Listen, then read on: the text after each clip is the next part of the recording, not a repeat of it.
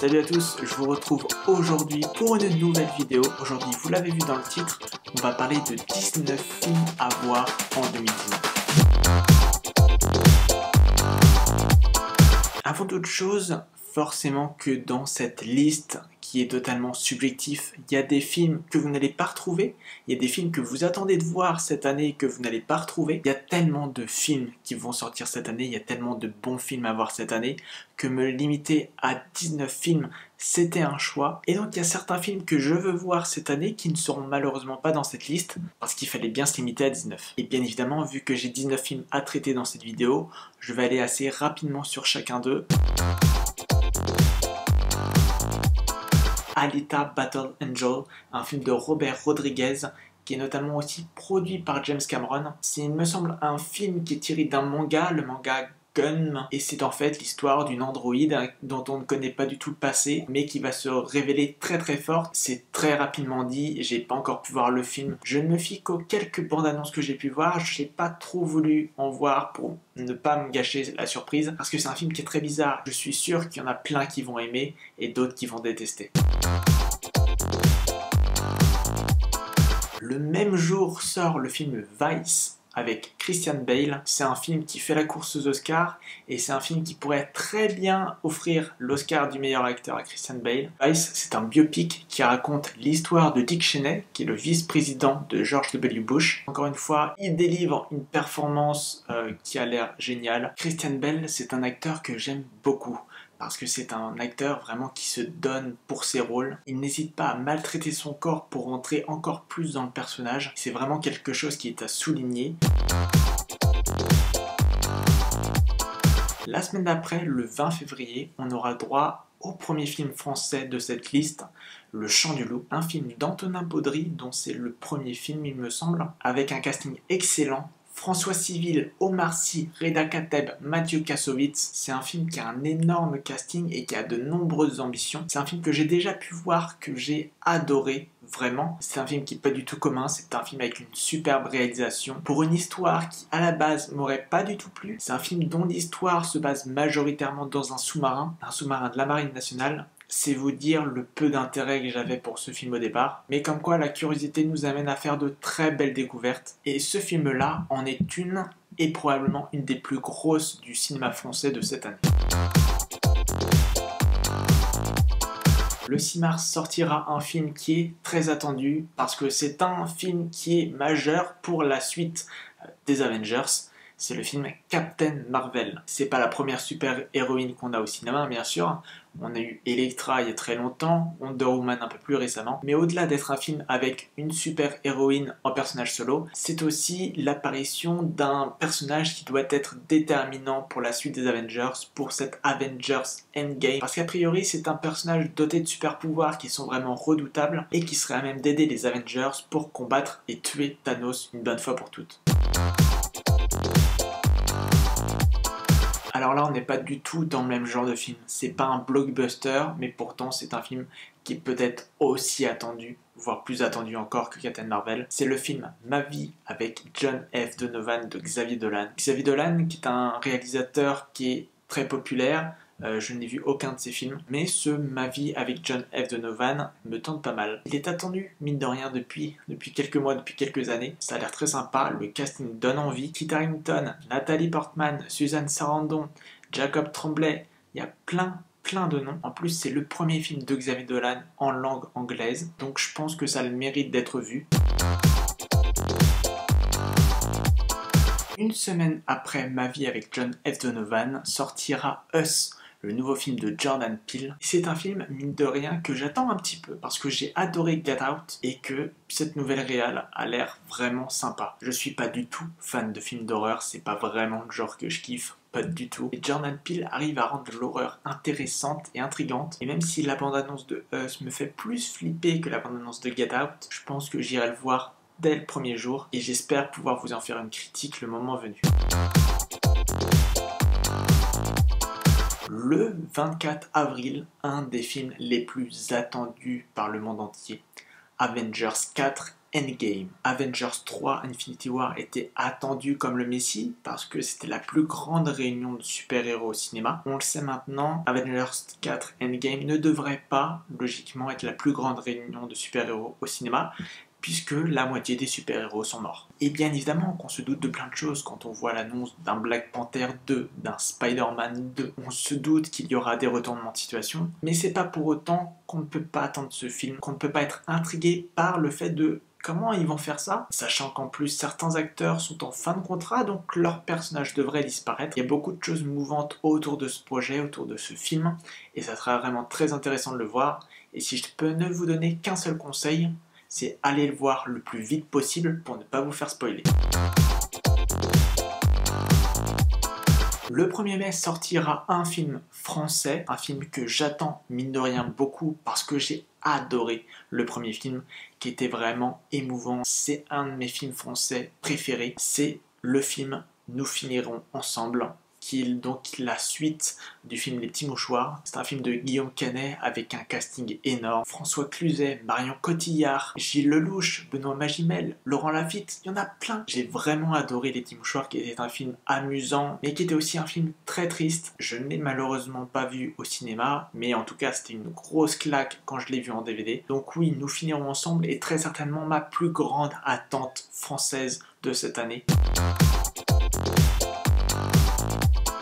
Le 8 mai sortira le film Pokémon Détective Pikachu, et étant grand fan de la licence Pokémon, j'ai vraiment hâte de voir ce film parce que c'est un film déjà en plus live action et en plus avec un Pikachu qui parle. J'ai hâte de voir ce film, non pas pour l'histoire, non pas pour le scénario ou pour le jeu d'acteur, mais juste par la curiosité que ça me donne de voir comment ils vont pouvoir faire un film Pokémon mais qui ne soit pas un dessin animé, qui soit vraiment un film live action. C'est vraiment cette curiosité qui m'anime et qui me donne vraiment envie de voir ce film.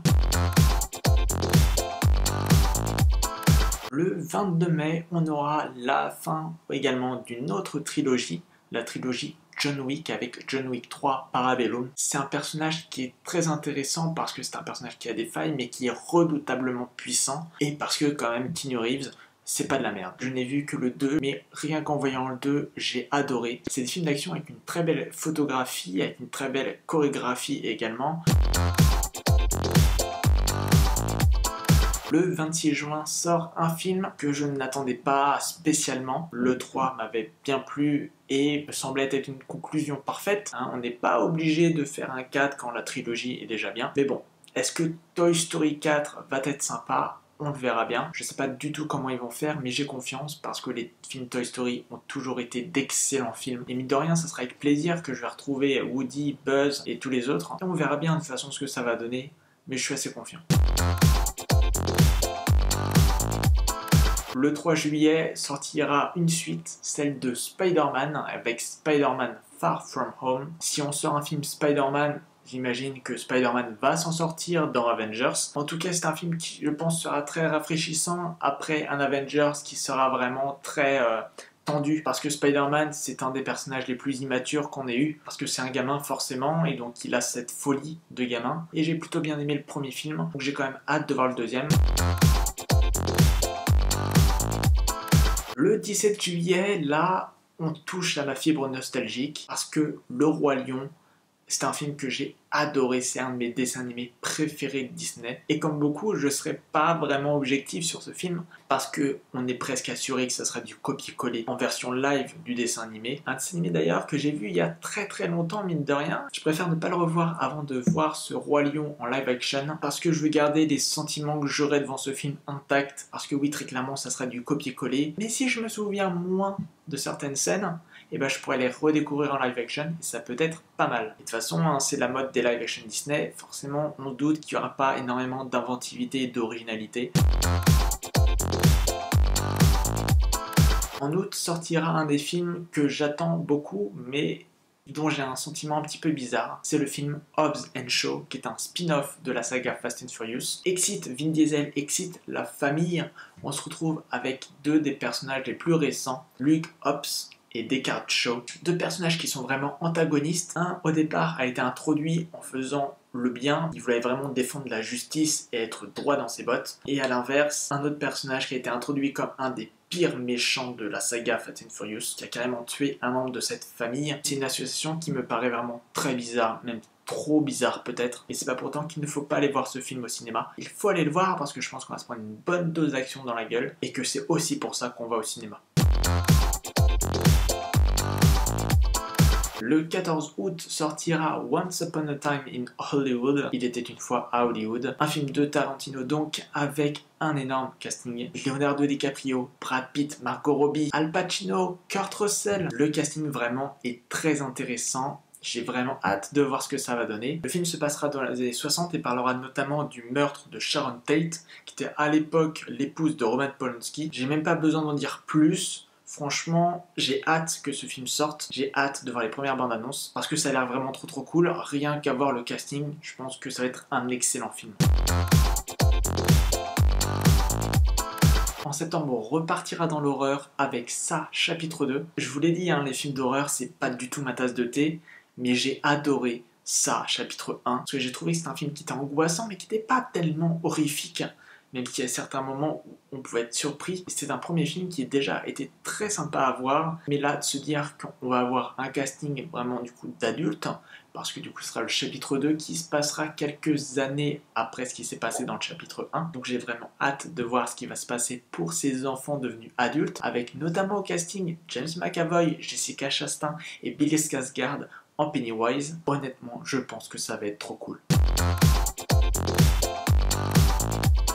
Un autre film avec un clown que j'adore, Joker, réalisé par Todd Phillips avec Joaquin Phoenix dans le rôle principal. Ça sortira en octobre et à voir les premières images, je suis hypé de fou. Parce que le Joker de Suicide Squad était vraiment pas terrible, surtout quand il passait après Heath Ledger qui était un énorme Joker, le meilleur Joker de tous les temps. On se plongera dans les origines du Joker, comment ce personnage-là en est venu à être un des plus gros méchants de Batman. Joaquin Phoenix en Joker, ça peut être excellent.